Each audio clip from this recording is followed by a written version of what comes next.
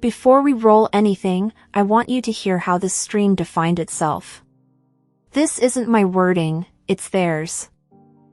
So eventually, we all started finding channels on YouTube. I was watching Molly Go Lightly when she had about 3,000 subs and would have the most incredible meltdowns, massive flashbacks. Oh no, it's like it feels so cathartic but also so triggering. And the one good thing about it is a lot of us have similar stories. And I'm not here to spill tea, by the way. I'm not. That's not my style. But I am here to talk about how it feels when you feel like you've been walking around with a secret for a couple of years and you haven't been able to talk about it because you've lived in fear of ramifications because you've seen it happen firsthand. That's the backbone of this history lesson, not tea, not a witch hunt, but people finally explaining what it felt like inside Jay's world, after carrying it for years. Tonight's history lesson goes back to 2018 and walks through how a Facebook group for the Chris Watts case turned into a podcast, a YouTube channel, and eventually the 2021 website and escrow project that promised a 35C appeal. The clips you're about to see come from a 2021 livestream hosted by Traces of Nuts, featuring former moderators who were in Jay's inner circle. In their own words, they describe how they met Jay through the Chris Watts community, what the wrench crew culture felt like behind the scenes, why some of them started using alt accounts just to feel safe in other chats, and what happened when they were de-wrenched or had their real identities and kids' photos dragged onto YouTube. This video is commentary and opinion, based on that live stream. It's not legal advice, and it's not a request that you love or hate anyone. The goal is to document how that era looked from the inside, the excitement, the red flags, and the fallout when the 35C website and Jay's partnership with Lana imploded in 2021. To understand any of this, we have to start where they started, the Chris Watts case. That's the rabbit hole that pulled almost everyone in and eventually led them to Jay. Back in 2018, after the Chris Watts family murders, I ended up in a, hey Jamie, welcome. I'm happy to drop a link too for to jump up on panel if anyone wants to. But by backstory, after the Chris Watts case, I ended up, like most people, looking for Facebook groups that were talking about it. Anyone that follows true crime, you know, if you find a crime you want to follow, the first thing you do is see who's talking about it and where. I ended up in this Facebook group. Cut a long story short, the Facebook group, there were two women, Kay and Jay. They started a podcast. I can't remember. I've been trying to remember the name of the podcasting platform that they were on, but we all mucked around on there for a while because their podcast episodes were lives and there was a live chat. And at the same time, some of us were starting to explore YouTube and finding channels on YouTube that were talking about the Chris Watts case as well. Oh, what was Murder Rap Sesh? What podcasting platform was it? But it was actually on there. No, I know it was Murder Rap Sesh, Jamie, but the platform wasn't Podbean. I can't remember what it was called. But you could chat there live and they'd go live, like Jay and Kay would go live, and that's where a lot of us also met Oni. Now, this was pre-YouTube days. So we're kind of all in there, and then some of us, I started exploring and I stumbled across Grey Hughes, and then I found Molly Go Lightly when she had about, and the good was really, really good. We had some of the funniest fucking times, honestly, and I needed it. I was burning out like a meteor in my corporate role, and to find these random people all connected because we're all following this case and somehow ended up in this Facebook group that ended up in a podcast on Periscope that eventually moved to YouTube. It was like the randomness of us all being thrown together. And I've got to give Jay credit. I have to give her credit. She did have the capacity to bring a lot of really great like-minded people together. which is why when everything turned to shit, it was so confusing. Because it never in my wildest dreams, never did I imagine what was going to happen. So keep that in mind, a lot of them genuinely had good memories tied to Jay and that era. That's the hook that kept them there. From there, the vibe slowly shifted. What started as a goofy, tight circle of friends began to feel more like a show and a brand. I'm so thankful to have met y'all, though, because y'all truly mean a lot to me. Y'all helped me get through and back to myself. Oh, sorry, I didn't mention that. Sorry, Dylan. Yes, we did have a very beautiful, tight circle, and we fucking laughed a lot. Now, Jay did start to get a bit serious when her channel was taking off and she was becoming a busy creator. And I think sometimes all of our mucking around gave her the shits. But fuck, we laughed. We had some really good laughs. That's the moment where we're all just friends hanging out starts turning into this is a channel, this is content, this is a brand, and the power dynamic quietly changes. Fast forward to 2021.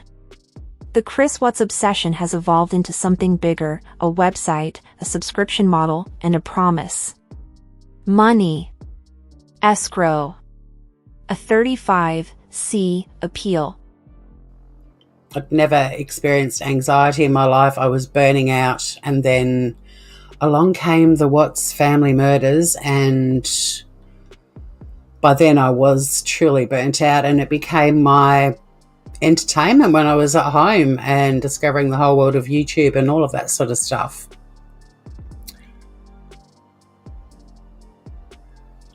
Okay, Kylie, so the website that had was set up to raise money, to put money in escrow for a 35C appeal for Christopher Watts. The two people involved in that have split. They've parted ways. One of them was Jay's for Justice. The other one's a girl I'd never heard of until all of this stuff started coming out a couple of months ago now. Like, it's been brewing. It has been brewing.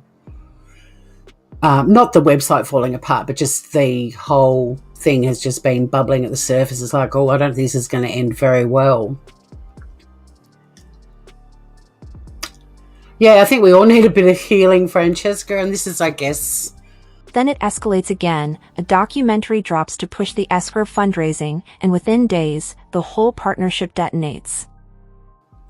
So those of you may not know, but today... Jay and Lana, who put out this stupid bloody documentary not even a week ago to raise money to go into an escrow account to fund. So those of you may not know, but today Jay and Lana, who put out this stupid bloody documentary not even a week ago to raise money to go into an escrow account to fund a Section 35C. So now you've got subscribers paying in, a documentary just released, and the two people at the center of the plan already split. This is where a lot of former mods say the facade really started to crack. To make it crystal clear, here's how Tori re-explains the whole setup to someone who wasn't following every detail live. She's not someone that I've followed or even been subscribed to, but in the last few weeks with the last week probably, with all this, raising money for Chris Watts to appeal bullshit. Who did that? Right, that's how it happens. Hey?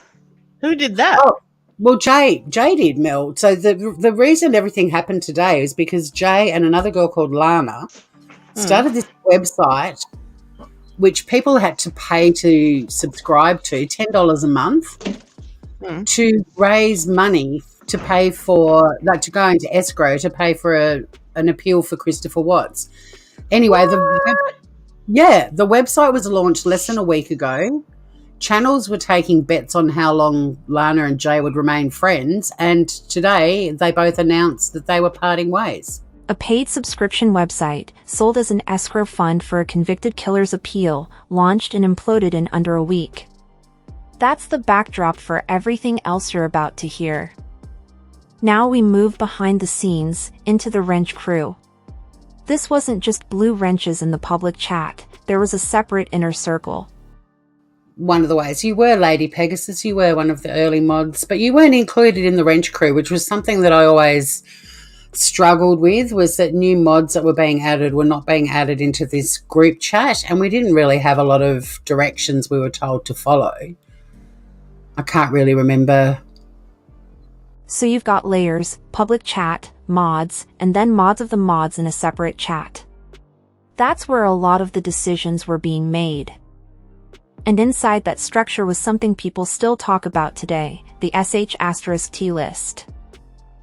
Yeah, she did. I mean, there was definitely some pitting against other mods going on, but with me, it was more, I was actually, and I wasn't heavily involved. Someone mentioned earlier in chat the cunt list, and I was actually very vocal at the time about taking people off it. In fact, that was all I actually managed to achieve. I didn't put anyone on it, but I actually felt ashamed. Not to say it. Who was the keeper? Well, I wasn't going to say anything, but this is what gives me PTSD some of the most when people, the C list, the cunt list. You were the keeper. I was with the keeper. Keeper with a C of the keeper. Right. But so I didn't like put people on it. I mean, I did type people on it. I was just the keeper of it because at that time I was like Jay's assistant. So when people say, it felt controlled, this is what they're talking about, a literal list of who was in, who was out, and a mod acting as Jay's assistant to maintain it. And once you're in that kind of system, leaving doesn't feel simple. Even going to another creator's chat could feel dangerous. Sort of dabble around in YouTube and go into other channels and chats and stuff, like you don't want to be harassed, and I was, which is why, and I've been very open about it too, I had alt accounts that I had to create to not get attacked in chats, even months and months after I'd left the mod or the wrench crew. Imagine liking true crime enough to watch a YouTube channel and ending up in a position where you need a fake identity just to type in chat somewhere else. By this point, some of them wanted to leave, they'd watched other people get de-wrenched and punished, but they were already gaming out the least painful exit. You know, exactly. we witnessed quite a few de-wrenchings before our turn came, and you kind of weighed up the odds. I mean, even Shanna's asleep now, but if she comes on my channel tomorrow, because I'll go live about it tomorrow, but she and I wanted to leave for a while, and we ended up constantly discussing how we could leave and how we could leave without ending up, you know, being harassed around YouTube. And every time we came up with a, you know, we've got to do it, this is getting really bad. And luckily for me, in a way, like with my burnout and stuff, and the time zones, I was able to distance myself a bit. They weren't plotting some big betrayal. They were literally asking, how do we walk away from this without being stalked around YouTube? So what did it feel like inside that wrench crew? Not just the logistics, but emotionally? The mod or the wrench crew, that wasn't fun. You know, and I know people say, oh, you are the company that you keep, but there's a lot of things that go on in groups that you're sort of oblivious to. And then there's a lot of other things that go on in groups that you're very aware of and you can't believe you're even involved in it. Don't get me wrong, I was a bit of a fuckwit along with all of the wrench crew, because it was kind of, not that I ever felt I was told that there was peer group pressure, but for some reason I got sucked into it. It's the one thing that I really struggled to reconcile. And I don't think I was doing it to try and fit in. Like, we already were all a pretty tight little group. It just became a weird... We're hearing someone own the fact that they went along with things they now regret, not because they're proud of it, but because that's what the culture rewarded. Here's the moment that finally snapped Tori's wrench off, a $10 super chat during an olive branch between two other creators. And I felt invested in both of them because I found both of them entertaining. But one day, Laura handed an olive branch out to make up Mobster. And I was fucking proud of her for doing that. And I gave Laura a $10 super chat.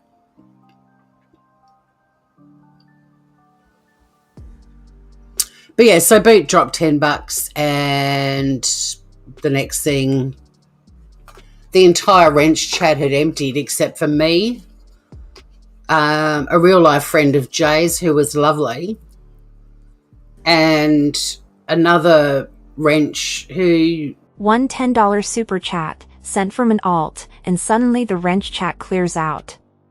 That's how fragile her place really was.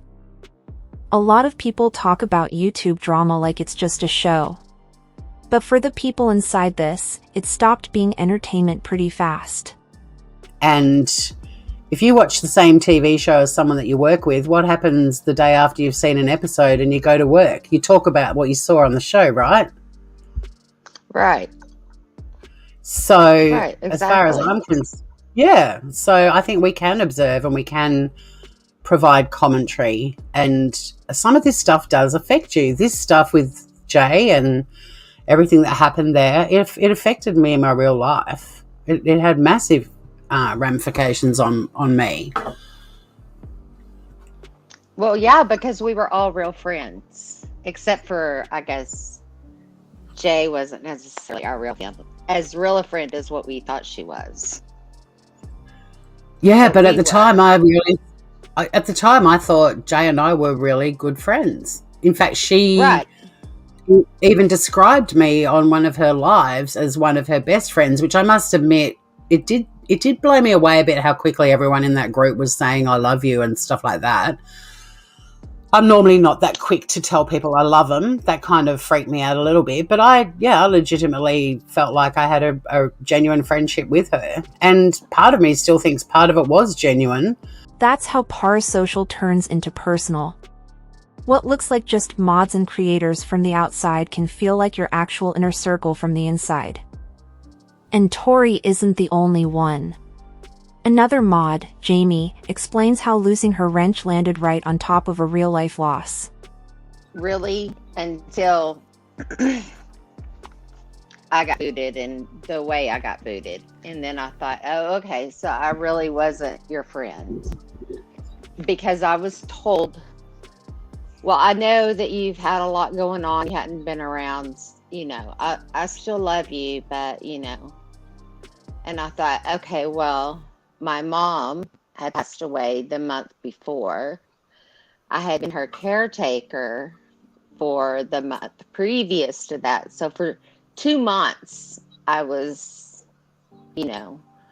dealing with my mom, and she was dying, and then going through the funeral, all of that, trying to recover from all that. And a month later, I'm out of there. When I was just getting ready to where I wanted to come back and, be a part of things. And you do need time away when that happens. When you've just buried your mom and the person you thought was your friend cuts you off instead of checking on you, it hits completely differently. What makes it sting even more is how hard they say they showed up for Jay when she was grieving. What really hurt me about all of that, though, was because when her mom died, how we all gathered around her and embraced her and really helped her through that. Yeah, as you do.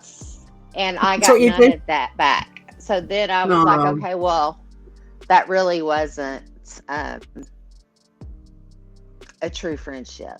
It was a one-sided friendship. Again, you're hearing the pattern. This didn't feel like equals. It felt like loyalty flowing in one direction. And then there's the part that takes this from YouTube drama into genuine real-life violation, doxing. Because speaking up or causing trouble, you didn't know what was going to follow. And what followed when I did get booted was still pretty bad.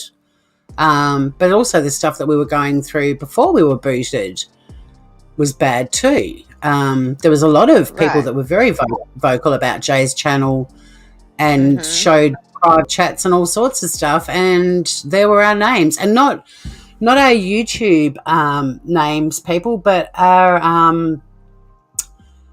real names. Our Facebook names, our real names. And, you know, We some were people all in there under our real names. in Messenger. We're in a Messenger chat, and then the next thing, there's all of our real names, faces. Some of the mods had their children in their photos, and all of that was bang all over YouTube.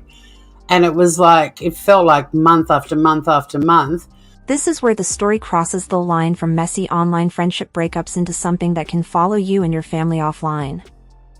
Now, if you've ever heard Cooter Cartel and wondered what the hell that even was, this is where it comes in.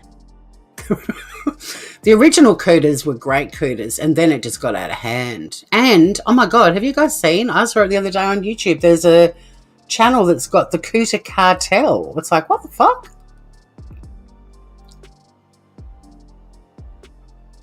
I can't remember your Cooter, Jamie. I know when as soon as you type it, I'll be like, yep, of course. What was your Cooter name? It started as a joke, but like a lot of things in this story, the joke didn't stay small. Well, look, Eritrea. Now, I've got to tell this story because I've told it on my channel before many times. It's a true story, but a lot of people don't know it. The original Cooters, there was only like 4 or 5 of us maximum.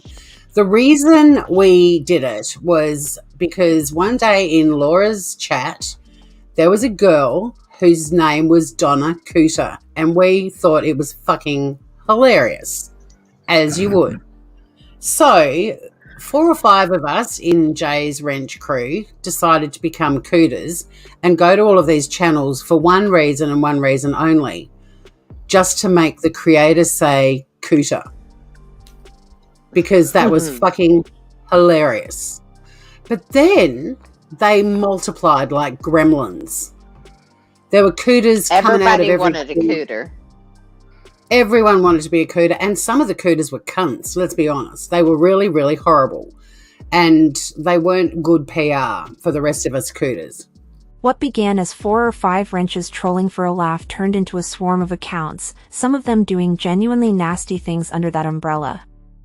Music lined up for this story, because this actually was another part of my trauma.